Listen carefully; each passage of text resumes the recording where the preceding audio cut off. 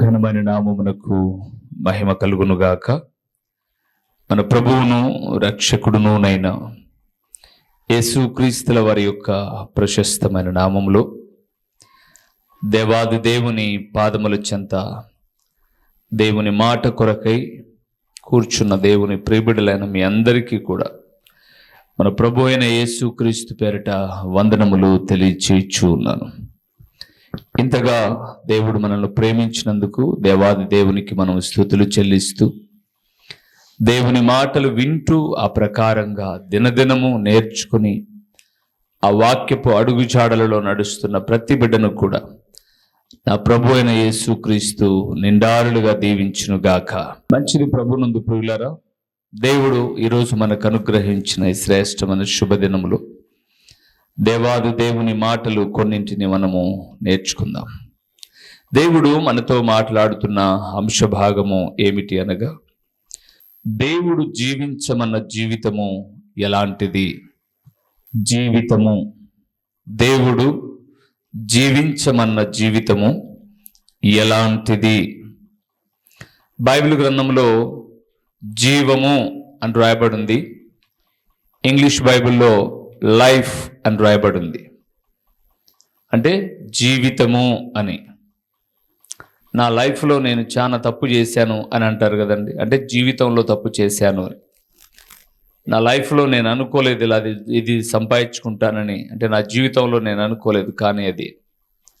కాబట్టి బైబిల్లో జీవము అనే పదం ఉన్న ప్రతి చోట, జీవము అనే పదం ఉన్న ప్రతి చోట జీవితము అన్న మాటను మీరు జ్ఞాపకం చేసుకొని ఆ రీతిగా అర్థం చేసుకొని వాక్యపు జ్ఞానములో ముందుకు వెళ్దాం. మూల వాక్యానికి వెళ్దాం. అపోస్తల కార్యములు 17వ అధ్యాయము 25వ వచనములో దేవుడు ఒక మాట మాట్లాడుతూ ఉన్నటువంటి సంగతిని ఒక్కసారి మనం చూద్దాం. 17:25 వచనం అపోస్తల కార్యములు. ఆయన అందరికిని, ఈ మాట మీరు జ్ఞాపకం చేసుకోవాలి, ఆయన అందరికిని జీవమును ఊపిరిని సమస్తమును దయచేయువాడు గనుక. చాలు, ఇంకా చాలా ఉన్నాయి. ప్రాముఖ్యమైన మొదటి విషయాన్ని మనం జ్ఞాపకం చేసుకుంటే, ఆయన అందరికినా కొందరికినా. ఈరోజు దేవుడు జీవించమన్న జీవితం అందరికీ ఇలాగా అని చెప్పాడు ఆయన. కానీ మనమే, అందుకే ప్రసంగి అనే భక్తుడు, అలాగే బైబిల్ గ్రంథంలో భక్తులు మాట్లాడుతూ అంటారు, దేవుడు నరులను యథార్థవంతులుగా పుట్టించెను గాని వారు వివిధమైన తంత్రములు ఏర్పరచుకొని ఉన్నారు అన్నాడు. దేవుడు ప్రతి ఒక్కరిని ఇలాగ ఉండాలనే పుట్టించాడట. వివిధమైన తంత్రములు ఎప్పుడు కల్పించుకున్నారు వీళ్ళు? మధ్యలో కల్పించేసుకున్నారు అని అర్థం. అందుకే ఇక్కడ అన్నాడు పౌలు భక్తుడు మాట్లాడుతూ 17వ అధ్యాయం 25వ వచనం అపోస్తల కార్యములో, దేవుడు అందరికీ జీవమును ఊపిరిని సమస్తమును దయచేవాడు అన్నాడు. ఇప్పుడు మనం అడుగుదాం, మనకు మాత్రమే ఊపిరిచ్చాడా? లోకంలో అందరికీ ఊపిరినిచ్చాడు కదా. ఎవరైనా ఊపిరి అపోలో హాస్పిటల్కో లేకపోతే ఇంకో రెయిన్బో హాస్పిటల్కో వెళ్ళి అప్పుడప్పుడు కొనకచ్చుకుంటున్నారంటే ఊపిరిని ఎవరు కొనకచ్చుకోలేరు.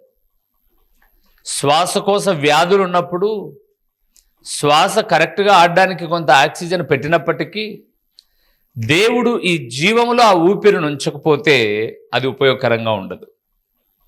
అందుకే అందరికీ ఆయన మంచి బ్రతుకు దయచేశాడు, జీవము మంచి జీవితాన్ని ఇచ్చాడు. కానీ మధ్యలోనే రకరకాలుగా ఈ జీవితాన్ని తొందరపాటు నిర్ణయాలతో కొన్ని, వ్యర్థమైన ఆలోచనలతో కొన్ని చెరిపివేసుకునేవారు కొందరున్నారు. గలతీయులకు రాసిన పత్రికలో ఇదే పౌలు ఒక మాట అంటాడు చూడండి. 2వ అధ్యాయము గలతీయులకు రాసిన పత్రిక 2వ అధ్యాయము 20వ వచనాన్ని మనం చూద్దాం. 20వ వచనాన్ని మనం చూద్దాం. నేను క్రీస్తుతో కూడా సిలువ వేయబడి ఉన్నాను. ఇకను జీవించువాడను నేను కాదు, క్రీస్తే నా యందు జీవించుచున్నాడు. నేనిప్పుడు శరీరమందు జీవించుచున్న జీవితము నన్ను ప్రేమించి నా కొరకు తన్ను తాను అప్పగించుకొనిన దేవుని కుమారుని యందలి విశ్వాసము వలన జీవించుచున్నాము. చాలు. ప్రభునందు ప్రియులారా, అక్కడ చూసారా, ఒక వ్యక్తి రక్షించబడిన తర్వాత 20వ వచనంలో రాయబడింది, ఒక వ్యక్తి రక్షించబడిన తర్వాత నేను క్రీస్తుతో కూడా సిలువ వేయబడి ఉన్నాను, ఇకను జీవించువాడను నేను కాదు, క్రీస్తే నా యందు జీవించుచున్నాడు. నేనిప్పుడు శరీరమందు జీవించుచున్న జీవితము నన్ను ప్రేమించి. ఎంత అద్భుతకరమైన మాటలండి. ఈరోజు మనం అంతా బ్రతికేటప్పుడు ఏమంటున్నామంటే, నేను బ్రతుకుతున్నది మీకోసమేరా అని పిల్లల్ని అంటున్నాం, నేను బ్రతుకుతున్నది మీకోసమే అని భార్యనో భర్తనో మాట్లాడుతున్నాం. కానీ రక్షించబడిన విశ్వాసి అట బ్రతకవలసిన బ్రతుకు దేవుని కొరకు అన్నాడు. చూడండి, ఎందుకు దేవుని కొరకు బ్రతకాలి? అక్కడ అన్నాడు, క్రీస్తు నా కొరకు ఏం చేశాడు? సిలువ వేయబడ్డాడు, మరణాన్ని పొందాడు, పునరుద్ధానుడై లేచాడు. ఇవన్నీ ఆయన తన కొరకు చేసుకోవాలి. ఇవన్నీ ఆయన ఎవరి కొరకు చేశాడు? మన కొరకు చేశాడు. అక్కడ మాట రాయబడింది, నా కొరకు తన్ను తాను అప్పగించుకొనిన దేవుని కుమారుని యందలి విశ్వాసము వలన నేను జీవిస్తాను అని. ప్రభునందు ప్రియులారా, ఈరోజు మనం జీవిస్తున్న జీవితం ఎవరి కోసం? ఒకవేళ మీరు పిల్లల కోసమో అనుకుంటే ఆ పిల్లలు మిమ్మల్ని వదిలిపెట్టేస్తారు. భార్య కోసమో భర్త కోసమో అనుకుంటే ఎడబాటు రాకపోదు. ఎందరో దాంపత్య జీవితంలో, వైవాహిక జీవితంలో 30 ఏండ్లు 40 ఏండ్లు కాపురం చేసిన వారు కాలక్రమేణా, అది వయసు రీత్యానో శారీరక బలహీనతనో ఏదో ఒక రీతిగా భర్త చనిపోయినప్పుడు, భార్య చనిపోయినప్పుడు ఒంటరిగా బ్రతుకుతున్న వారు లేకపోలేదు. కాబట్టి ఎవరి కొరకో అని అనుకుంటే అనుకున్న ఏ వ్యక్తి కూడా చివరి వరకు ఉండరు. కానీ క్రీస్తు కొరకు అని అనుకున్న జీవితం ఇహమందు, ఈ కళ్ళు మూయబడిన తర్వాత పరమందు కూడా నిత్య జీవాన్ని ఇస్తాయి అని బైబిల్ గ్రంథం తెలియచేస్తుంది. అయితే ఇప్పుడు మన సబ్జెక్ట్, మన అంశభాగం ఏంటంటే, దేవుడు జీవించమన్న జీవితం ఎలాంటిది, ఎలాగ జీవించమన్నాడు ఆయన. ఇలాగ బ్రతకండి అని మనం పిల్లలకు చెప్తాం కదండి. పెళ్లి చేసి పిల్లలను ఇంటికి, ఆ పెట్టినింటికి పంపేటప్పుడు, జాగ్రత్తమ్మా, నువ్వు ఇంట్లో చేసినట్టు అక్కడ చేయగాకు చెప్పలేదా మెమోలో? మీకు చెప్పిండర్లే కొంతమందికి, చాలా వరకు అందరికీ చెప్పి పంపుతారు. నువ్వు ఇంట్లో, మన ఇంట్లో ఉన్నట్టు వాళ్ళ ఇంట్లో ఉండడానికి వీల్లేదు, అది మెట్టినీళ్ళు, ఇది పుట్టినీళ్ళు, అక్కడ నువ్వు కొంచెం తగ్గాలి, జాగ్రత్తగా ఉండాలి, భయభక్తిగా ఉండాలి, అత్తామామను గౌరవించు, ఇలాగ చెప్పారా? లేకపోతే మీ అత్త ఏమనంటే అది బ్యాగ్ తీసుకొని ఇంటికి వచ్చేయని చెప్పారా? ఎన్నో చెప్పి పంపుతారు. అలాగే దేవుడు కూడా ఈ జీవితంలో ఎలాగ జీవించాలో చెప్పాడు. ఒకవేళ నువ్వు అది చేయక ఇది చేయకపోతే తప్పనిసరిగా జీవితంలో చాలా నష్టాన్ని చవి చూడవలసి వస్తుంది. ఎలాగ జీవించమన్నాడో జీవితాన్ని కొన్ని విషయాలు మనం చూద్దాం. మొదటి విషయానికి వద్దాం.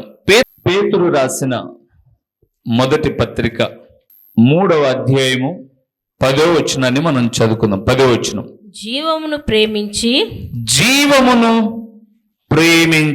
చాలు, ఇంకా చాలా ఉన్నాయి. అవన్నీ నేను ఇప్పుడు నా సబ్జెక్ట్లో, నా అంశ భాగంలో నేను ఎంచుకోవాలా.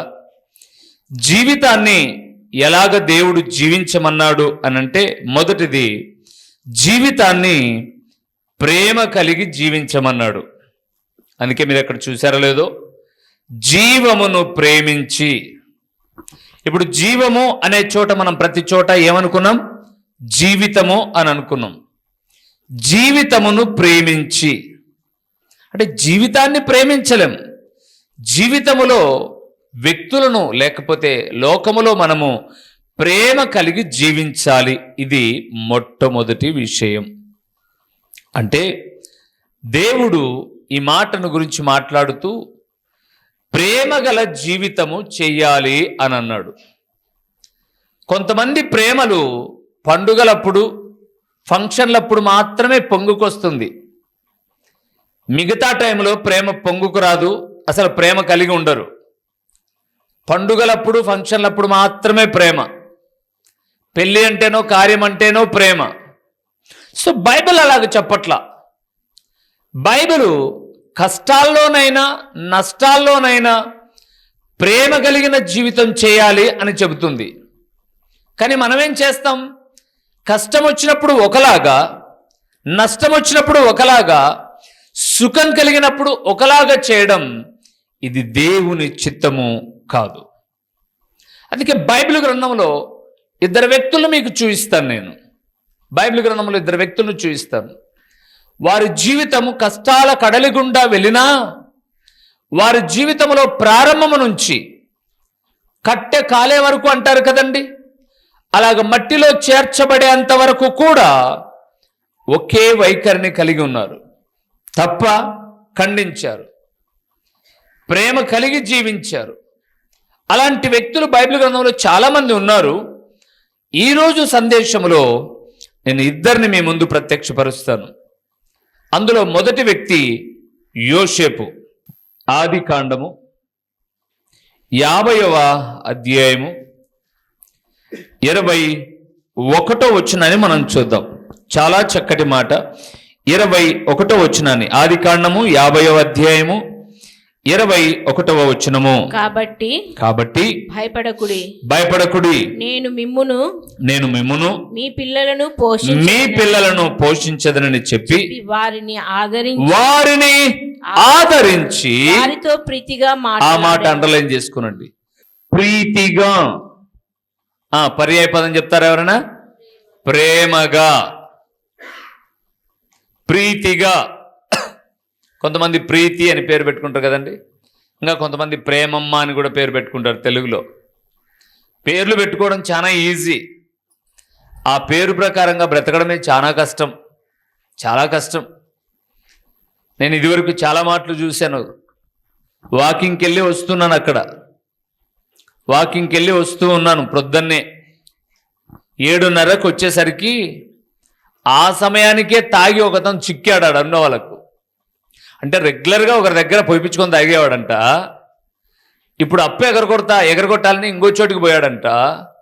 వాడిని నిలేసి ఆడ కొడుతూ మాట్లాడుతున్న మాట ఏంటంటే, ఏరా యేసుగా, ఏమంటున్నారండి? ఏరా యేసుగా, ఈడ కొద్ది రోజులు మాకు డబ్బులు ఎగరగొట్టి అక్కడ పోయి తాగుతావా? ఆ తాగేదేదో మాకన్నే తాగురా, మాకన్నే ఉండరా, అప్పు నిదానంగా గట్టురా, పక్క పోయి తాగుతావా నువ్వు? యేసుగా, నేను ఇక్కడ తాగుడు గురించి మాట్లాడడంలా, దేని గురించి మాట్లాడుతున్నాను? పేరు. నా మనస్సు ఒక్కసారిగా చివుక్కుమనింది. తల్లిదండ్రులండి, ఈ పేరైతే బాగుంటుందంట, ఈ పేరే బాగుంటుందంట, కానీ ఆ పేరుకు తగిన జీవితం వాళ్ళు పెంచుకోరు. విచ్చలవిడి జీవితం, దుర్మార్గపూరితమైన జీవితం. ఇదిగో కట్టేసి జైళ్ళల్లో వేసినప్పుడు ఎన్ని పేర్లు మనం చూస్తున్నాం, లోకంలో ఎన్ని వార్తలు వింటున్నాం. చెరసాల పాలైనటువంటి యాకోబు అనంటే ఈ యాకోబా కాదు, లోకములో. అందుకే ఎప్పుడైనా గుర్తుపెట్టుకోండి, పేర్లు పెట్టడం, పేరుకు తగిన జీవితం జీవించకపోవడం, ఈ శాపం పేర్లు పెట్టుకున్న వాళ్ళు కాదు. ఎందుకంటే ఆ పేర్లు పెట్టేవాళ్ళు ఎవరు? ఏం దిగాలుగా ఉన్నారు ఇక్కడ చూడండి, ఏం దిగాలుగా ఉన్నారు. పేర్లు పెట్టేవాళ్ళు ఎవరు? తల్లిదండ్రులు.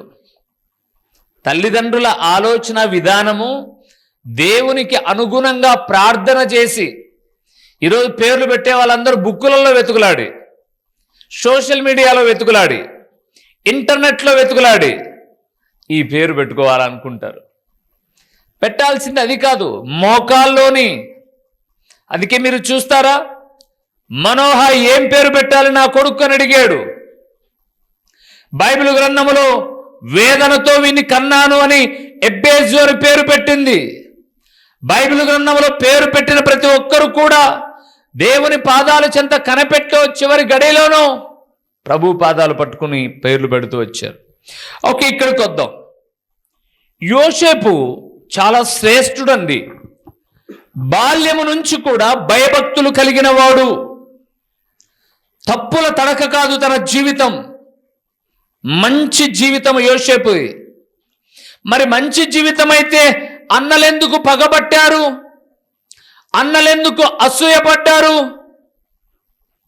ప్రశ్నే కదండి. యోసేపు మంచివాడైతే అన్నలెందుకు పగబట్టారు? ఎందుకు తీసుకుని గుంటలో వేశారంటే మీకు అర్థమయ్యే విషయాలు చాలా విన్నారు మీరు ఇప్పటికే. యోసేపు అన్నల తప్పిదాలను ఎవరికి చెప్పేవాడు? నాన్నకు చెప్పాడు. నాన్న, నువ్వు ఇలా నమ్మి 100 గొర్రెలు ఇచ్చి పంపుతున్నావు కదా నాన్న. వీడేం చేస్తాడంటే ఒక గొర్రెను నమ్మేసుకుంటారు నాన్న. ఈ 10 మందిలో ఏం చేస్తారంటే ఒక నమ్మేసి వీళ్ళు జూదం ఆడుతున్నారో తాగి తందనాలు ఆడుతున్నారో వీళ్ళు చేసే పద్ధతి బాగలేదు నాన్న అని చెబితే వీళ్ళేం చెప్తారంటే నాయనకు, నాన్న 100 గొర్రెలలో ఒక గొర్రెను తోడేలు ఎత్తకపోయింది, మేము చాలా ప్రయత్నం చేశామని వీళ్ళు అబద్ధం చెప్తారు. కానీ నిజమేంటో తండ్రికి చెబుతూ ఉన్నప్పుడు ద్వేషం పెంచుకున్నారు. ఈరోజు ఎవరి మీదనైనా ద్వేషము పెంచుకుంటే అది వాక్యం చెప్పే నా మీదనైనా మీ సొమ్మేది నేను తినేండను, మీకేమి రుణస్థుడనై ఉండను. కానీ ఎందుకు ద్వేషం వస్తుంది, కోపం వస్తుంది అని అంటే మీ తప్పిదాన్ని దేవుడు చెప్పినప్పుడు మీకేమొస్తుంది? కోపం. కోపం. అయితే గుర్తుపెట్టుకోండి, రాసి పెట్టుకోండి, కోపగిచ్చుకున్న వాళ్ళందరూ జీవితాల కన్నా యోసేపు జీవితం దీవెనకరంగా ఉండిపోయింది. సరే, యోసేపు చరిత్ర మనకు తెలుసు కాబట్టి సింపుల్గా అలాగనే ముందుకు వెళ్ళిపోతాం. యోసేపు అన్నలకు ఆహారం తీసుకొచ్చాడు. దూరం నుంచే కలలు కనేవాడు వస్తున్నాడురా, వీటిని కొడదామన్నారు, కొట్టారు, గుంటలో పడేశారు. తర్వాత మిద్యానులకు అమ్మేశారు. మొత్తం పైన అడవిలో క్రూరమృగం తినింది వస్త్రం మీదనేమో చూడు అని చెప్పేసి నాన్నకు చూపించారు, ఏడ్చారు. చాలా దినాలు, దగ్గర ఒక 13-14 సంవత్సరాలు గడిచిపోయాయి. ఈ 13-14 సంవత్సరాల తర్వాత వారున్న దేశమంతా కరువు కోరల్లోనికి వెళ్ళిపోయింది. అప్పటికే యోసేపు 13 సంవత్సరాల్లో కొంతకాలం పోతీఫర్ ఇంట్లో, కొంతకాలం చెరసాల్లో, తర్వాత రాజు తన దగ్గరికి పిలిపించుకొని ఆ దేశానికి ప్రధాని స్థాయిలో నిలబెట్టాడు. ఇవన్నీ మనకు తెలిసిన విషయాలే. ధాన్యం కొనడానికి అన్నలు వచ్చారు, ధాన్యం అమ్మాడు. అన్నలను గుర్తుపట్టాడు, ఆనందించాడు, సంతోషించాడు. అన్నలను బట్టి చాలా ఆనందపడ్డాడు. నా అన్నలను నేను చూసుకోగలిగాను. మొదటిసారిగా చెప్పలా, తర్వాత చెప్పాడు. అన్నలు పోయి నాన్నను పిలుచుకురాపో అన్నారు, పిలుచుకొచ్చారు. ఇవన్నీ జరిగిన విషయాలు. కాలక్రమేణా తండ్రి చనిపోయాడు. చనిపోయిన తర్వాత వీళ్ళలో భయం ప్రారంభమైంది. ఇన్ని రోజులంటే నాయన బ్రతికున్నాడు కాబట్టి మనల్ని ఏమనలేదు, కానీ ఇప్పుడు ఎవరు లేరు కాబట్టి మనల్ని చాలా హింసలు పెడతారేమో అని భయపడినప్పుడు యోసేపు 18 నుంచి చాలా విషయాలు మాట్లాడుతూ వచ్చాడు. 19-20 వచనాల్లో నేను దేవుని స్థానమందున్నానా లేకపోతే ఎక్కడున్నాను మీకు అర్థం కాలేదా అని మాట్లాడాడు. కానీ 21వ వచనానికి మనం వెళ్తున్నప్పుడు ప్రియులారా, అద్భుతకరమైన మాట అండి. చాలా ఆశ్చర్యకరమైన మాట ఏంటి అని అంటే, నేను మిమ్మును మీ పిల్లలను పోషించదనని చెప్పి వారిని ఆదరించి వారితో ఎలాగ మాట్లాడారట? ప్రీతిగా.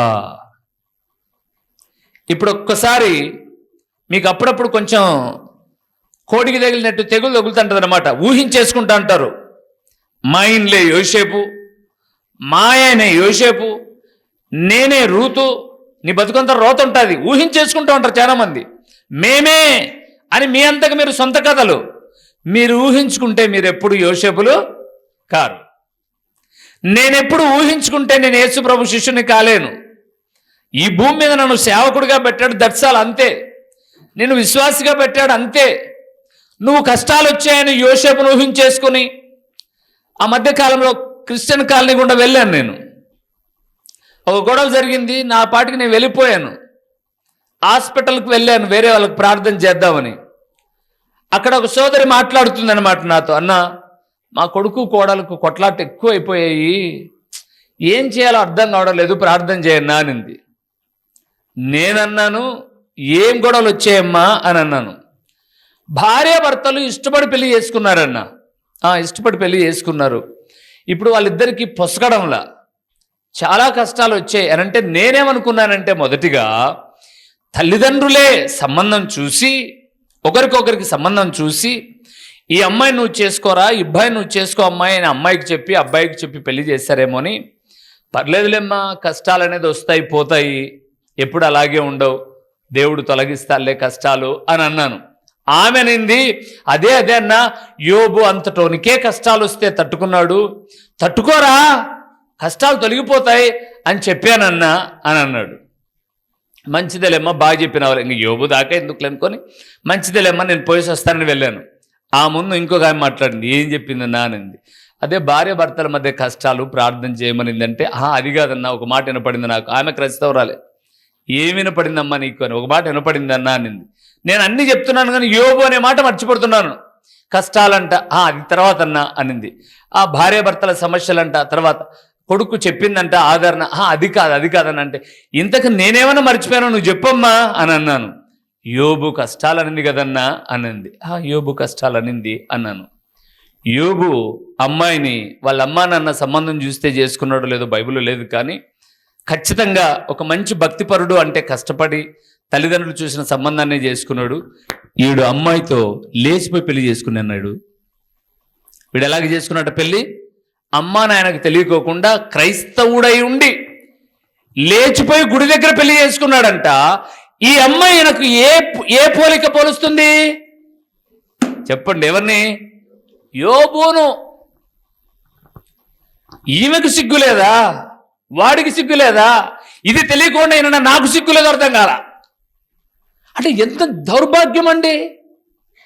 పోల్చుకునే పోలికలో వీడికి కొవ్వెక్కి తల్లిదండ్రి చెప్పుకోకుండా వెళ్ళిపోయి పిలుచకపోయి ఎక్కడో పెళ్లి చేసుకుంటే, యోబుకి వచ్చినారా కష్టాలు, నీకు రావడం ఏంట్రా, తగ్గిపోతాయిలేరా, ప్రార్థన చేసుకోరా అన్నా నేను అని అంటే, యోబు కానీ యోబు పిల్లలు కానీ తోడుకుపోయారండి.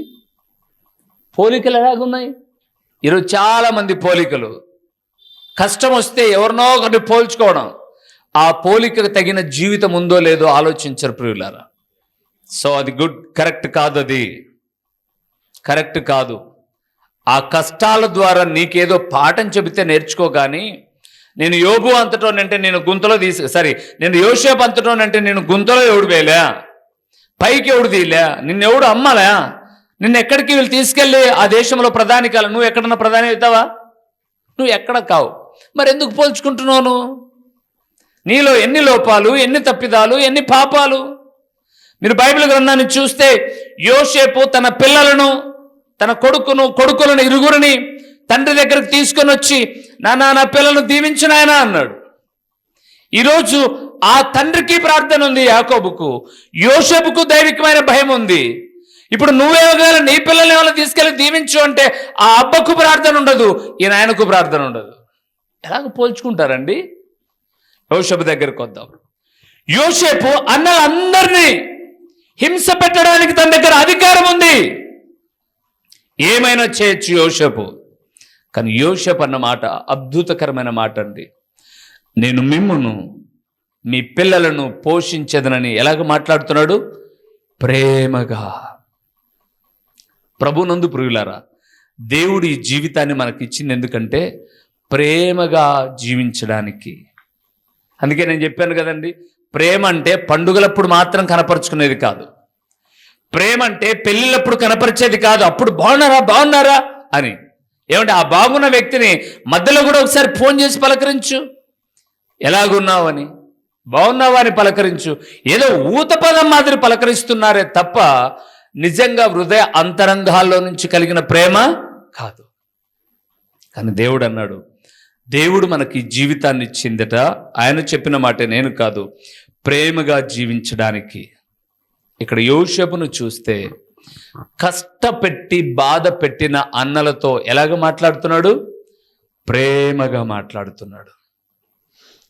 అన్నలతో మాట్లాడాడు, వాళ్ళ పిల్లలకు వాళ్లకు భవిష్యత్తులను ఇచ్చాడు. ఈరోజు ప్రభునందు ప్రియులారా, మనం మన కుటుంబ సభ్యులతోనైనా ప్రేమగా మాట్లాడుతున్నామా? కొంతమంది మాటలు పుల్లవిరుపు మాటలండి. పుల్ల విరుపు మాటలు, ఇష్టం ఉండదు మాట్లాడడానికి. ఇక్కడ మాట్లాడుతుంటే ఇక్కడ ముఖం పెట్టింటారు, ఏమాత్రం ఇష్టం ఉండదు. ఆరాధనలు చేస్తారు, ప్రార్థనలు చేస్తారు, మోకాలంగి ప్రభును పైనుంచి దించుతారు కిందికి. కానీ ప్రేమించే స్వభావాలలో నిజమైన ప్రేమ ఉండదు. దేవుడు అంటున్నాడండి, ప్రేమ కలిగిన జీవితం చేయాలట మనం. అవునండి, లోకంలో మనం చూస్తే, మనం నివసిస్తున్న ఈ పట్టణంలోనే ఒకవేళ పులివెందులలో ఉన్న చర్చెస్ అన్నీ కలిపినా ఒక 20,000 మంది ఉంటారేమో ప్రభుని నమ్మిన వారు. అంతకన్నా ఎక్కువ అయితే డెఫినెట్గా ఉండరు. లెక్క వేసి చెప్పచ్చు 20,000 కన్నా ఎక్కువ ఉండరు కుటుంబాలు. కానీ పులివెందుల పాపులేషన్ ఒకవేళ 1 లక్ష నుంచి 2 లక్షలు అనుకుంటే తాలూకా నియోజకవర్గ సంబంధంగా ఈ 2 లక్షల మందిలో మెజారిటీ వారు 1,80,000 మంది ఉంటే 20,000 మందిలో నిన్ను, నన్ను, నీ కుటుంబాన్ని, నా కుటుంబాన్ని రక్షించుకున్నప్పుడు మనమే ఒకరితో ఒకరు ప్రేమ ఆప్యాయతలు పంచుకోకపోతే, మనమే మన కుటుంబాల మధ్య ప్రేమలు కలిగి ఉండకపోతే ఏం పరిచయం చేస్తామండి దేవుని మనం ఇతరులకు? ఎవరికి చెప్పగలం మనం? అందుకే యోసేపు జీవితం అంతా కూడా, నాన్న బతికినప్పుడు చచ్చిపోయినప్పుడు కాదు, జీవితం అంతా కూడా ఏముంది యోసేపు జీవితంలో? ప్రేమ ఉంది. ఈరోజు ఈ మాట వింటున్న దేవుని కుమారుడా, ప్రేమ కలిగిన జీవితం చేసిన యోసేపు తన పిల్లలు దీవించబడ్డారు. అందుకే మీరు చూస్తారా, యోసేపు ప్రేమ కలిగిన జీవితాన్ని బట్టి యోసేపు కడుపున 2 కుమారులు పుట్టారు. ఒకడు మనష్షే, మరొకడు ఎఫ్రాయిము. వారిరువురికి గోత్రాలను ఇచ్చాడండి దేవుడు.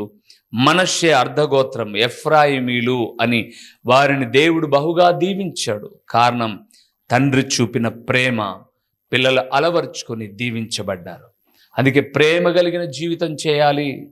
2వ వ్యక్తిని కూడా మీకు చూపిస్తాను. రూతు గ్రంథానికి వెళ్దాం. 2వ అధ్యాయము పరిశుద్ధ బైబిల్ గ్రంథము నుంచి. రూతు గ్రంథం సమూయేలు కన్నా ముందు ఉంటుందండి, ఎక్కడెక్కడో వెతుకులాడదు, న్యాయాధిపతుల తర్వాత ఉంటుంది. 2వ అధ్యాయము 13వ వచనాన్ని చూద్దాం. 13వ వచనాన్ని చూద్దాం. అందుకామె నా ఏలినవాడా, నేను నీ పనికత్తెలలో ఒక దానను కాకపోయినను నీవు నన్ను ఆదరించి నీ దాసురాలినగు నాయందు ప్రేమ కలిగి మాటలాడితివి గనుక నా ఎడల నీకు కటాక్షము కలుగనిమ్మని చెప్పాను. చాలు ప్రియులారా. 2వది బోయాజు. ఊరు కాని ఊరు వదిలిపెట్టి వచ్చినటువంటి రూతమ్మతో ఎలాగ మాట్లాడుతున్నాడు? ఏం మీ బైబిల్ లేవా అండి? ఎలాగ మాట్లాడాడట? ప్రేమ కలిగి. చెప్పండి, పలకండి. పలుకుతుంటే అయినా మీకేమైనా మా ప్రేమ గుణాలు వస్తాయేమో. వాస్తవానికి రూతుది బెత్లెహేము కాదు. బెత్లెహేమా కాదు. రూతుది మోయాబు దేశం. అక్కడ నయోమికి కోడలైంది. అక్కడే ఆగిపోయింది ఒక కోడలు, ఓర్ప. ఈమె కూడా ఆగిపోవడానికి అవకాశం ఉంది. కానీ ఆమె దయ కలిగింది. అరే, నా అత్త వృద్ధాప్యంలో ఉంది, భర్త చనిపోయాడు, తన కడుపున పుట్టిన కొడుకు లేదా నా భర్త చనిపోయాడు, ఒంటరిగా ఎలాగ బ్రతుకుతుంది? నేను కొంచెం బిడ్డ మాదిరిగా ఉంటే ఆమె జీవితం దీవెనకరంగా ఉంటుంది అని అనుకొని వెంట వచ్చింది. ఆ వార్త ఊరందరికీ తెలిసింది. పరిగె ఏరుకోవడానికి వచ్చినటువంటి బోయాజు తోటలో పని వాళ్ళ దగ్గర వెనకల పరిగె ఏరుకుంటుంటే బోయాజు కూడా తెలిసింది. ఈమె తన స్వజనాన్ని, తన స్వస్థలాన్ని వదిలిపెట్టి దేశముగాని దేశం వచ్చింది. ఇక్కడ ఈమెకు ఎవరూ దిక్కులేరు. అత్త కూడా వృద్ధాప్యంలో ఉంది. అంత మాత్రమే కాదు, విధవరాలు. ఈమె ఒక విధవరాలు అని బోయాజు ఆమె ఎడల ఎలాగ మాట్లాడాడు?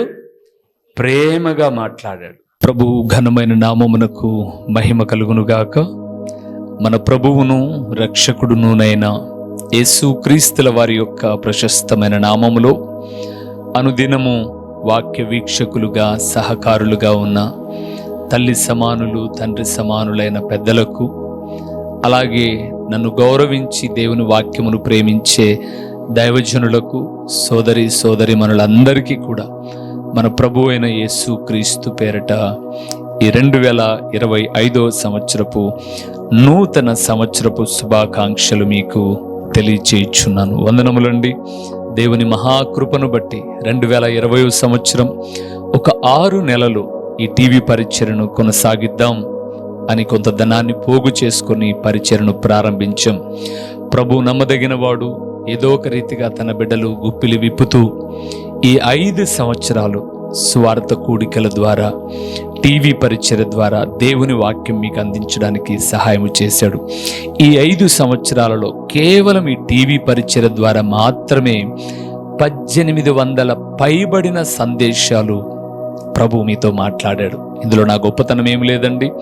1800 పైబడిన సందేశాలు మీ కుటుంబాలను దర్శించే. ఇక ముందుకు కూడా నేను అప్పుడే సందేశాలు కొన్నిటిని సిద్ధపరిచాను. సహాయము ప్రభువు చేయాలి. అందులో తన సహాయాన్ని, తన బిడ్డలను ప్రోత్సహించి గుప్పిలి విప్పుతూ ఉన్నప్పుడు నమ్మకమైన పరిచర్యలో వాటిని వెచ్చించి నశించిపోతున్న ఆత్మలను రక్షించడానికి, రక్షించబడిన ఆత్మలను ప్రభు రాకడకు సిద్ధపరచడానికి ప్రయత్నం చేస్తాం. ప్రియులారా, దయతో ప్రార్థించండి. మీ ప్రార్థన సహకారంలో జ్ఞాపకం చేసుకొనండి. వాక్యము కరువైపోతున్న దినాలలో కేవలము వాక్యము మాత్రమే 30 నిమిషాలు ప్రకటించడానికి ప్రభు సహాయం చేయలాగున రానున్న దినాలలో కూడా మరికొన్ని నూతనమైన విషయాలు ప్రభు మీతో మాట్లాడులాగున మీ ప్రార్థనలో జ్ఞాపకం చేసుకోనండి. మరొక్కసారి నన్ను అభిమానించి దేవుని వాక్యమును ప్రేమించే నా ప్రియులైన మీ అందరికీ ఈ సంవత్సరం దీవెనకరముగా, ఆశీర్వాదకరముగా ఉండాలని కోరుకుంటూ నిండు మనస్సుతో మీకు వందనములు తెలియచేయచ్చు మీ దైవజనుడు ఓ రూబేన్ గారు, పులివెందుల. మా చిరునామా దైవజనుడు బ్రదర్ ఓ రూబేన్ గారు, క్రీస్తు ప్రార్థనా మందిరం, డోర్ నెంబర్ 1-10-386, నగరిగుట్ట, పులివెందుల, కడప జిల్లా. మీ ప్రార్థనా అవసరాల కొరకై సెల్ నంబర్ 9989067409.